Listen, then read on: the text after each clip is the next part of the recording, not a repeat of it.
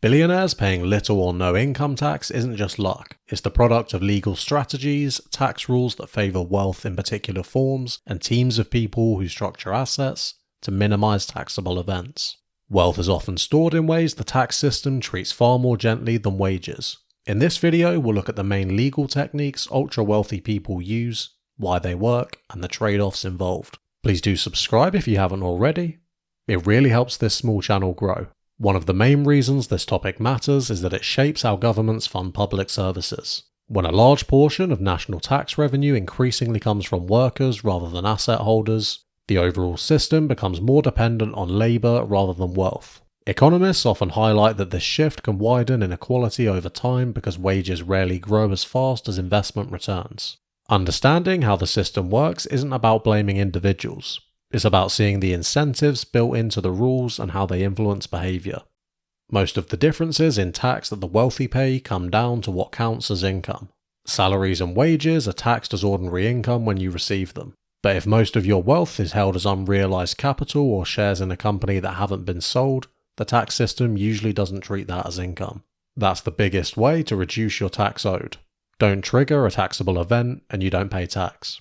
Billionaires therefore often live in a world of what's known as paper wealth. A common pattern is holding wealth in appreciating assets and not selling. Capital gains are typically taxed only when realised, basically when you sell. So someone with $1 billion of stock who never sells doesn't owe capital gains tax on the paper increase, even if their net worth soars. Because the tax system taxes realised gains, not increases in net worth.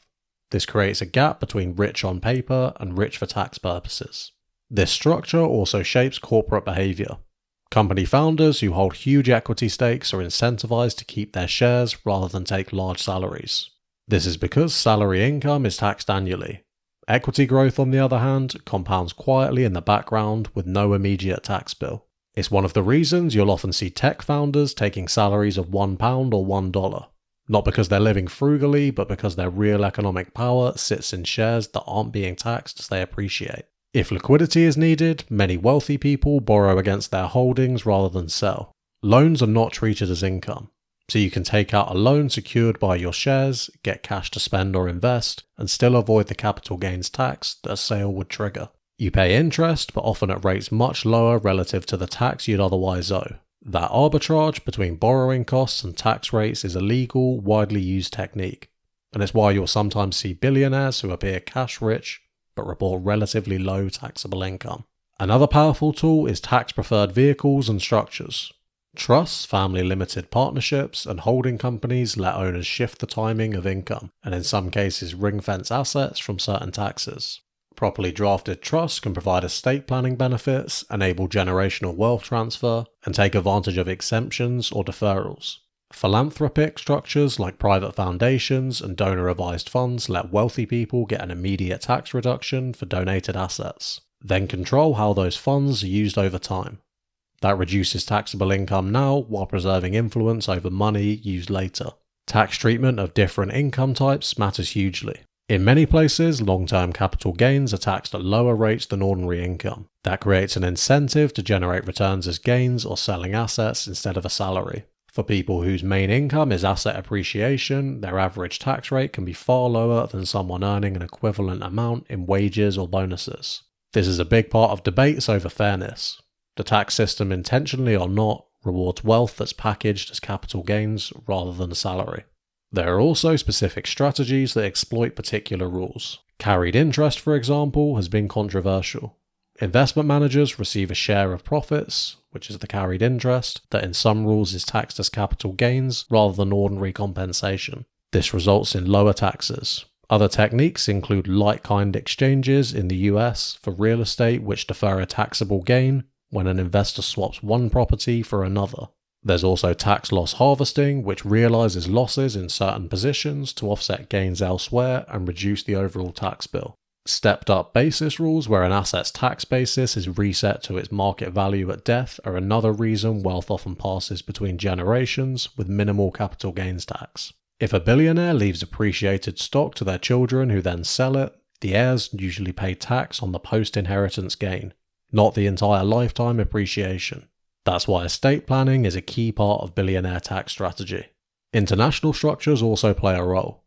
Wealth can be placed in jurisdictions with lower tax rates, or individuals can establish tax residency somewhere more favourable, taking advantage of tax treaties, residence rules, and offshore corporations.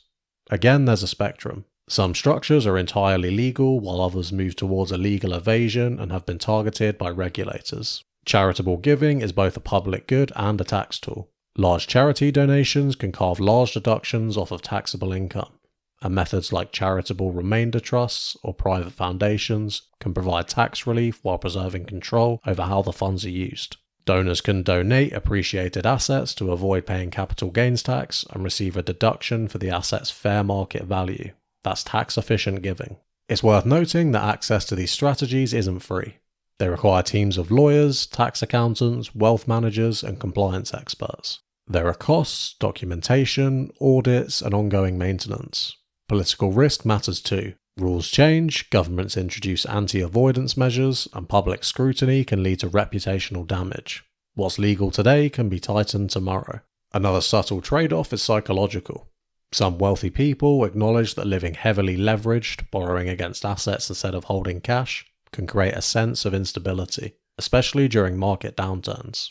When asset prices fall, lenders may require additional collateral or force asset sales at the worst possible time. So even though the system benefits them overall, it's not entirely without pressure or constraints, especially for those whose wealth is concentrated in one company. Critics argue that the result is unfair. Ordinary workers pay income tax on every pound or dollar earned, while those with extreme wealth get to wait, borrow, and leverage tax rules to defer or minimise their tax bill. Supporters say that capital is risky, and that tax-favourable treatment of investment incentivises growth and entrepreneurship. There are increasingly more people calling for wealth taxes and higher capital gains rates, as well as closing specific loopholes that they see as unfair. There are a few practical trade-offs and risks to these strategies to mention. As we've mentioned, borrowing against assets increases leverage and can force sales in downturns. Moving country for tax reasons may disrupt personal life and faces stricter residency tests. Also, heavy use of offshore structures attracts regulators and potential reputational harm. And aggressive tax positions can trigger audits, penalties, or even criminal charges when they cross into evasion rather than avoidance. Finally, the legality line matters. There's a clear divide between tax avoidance, using legal means to reduce taxes, and tax evasion, which is illegal concealment or fraud. The methods above describe avoidance. Evasion, hiding income, falsifying records, using secret accounts without disclosure, is illegal and prosecuted aggressively in most countries. Do you think the way the ultra-wealthy can legally avoid tax is justifiable if it encourages growth, or should legal tax avoidance be further clamped down on? Let me know down in the comments, and please do subscribe if you've enjoyed this video, and thanks for watching.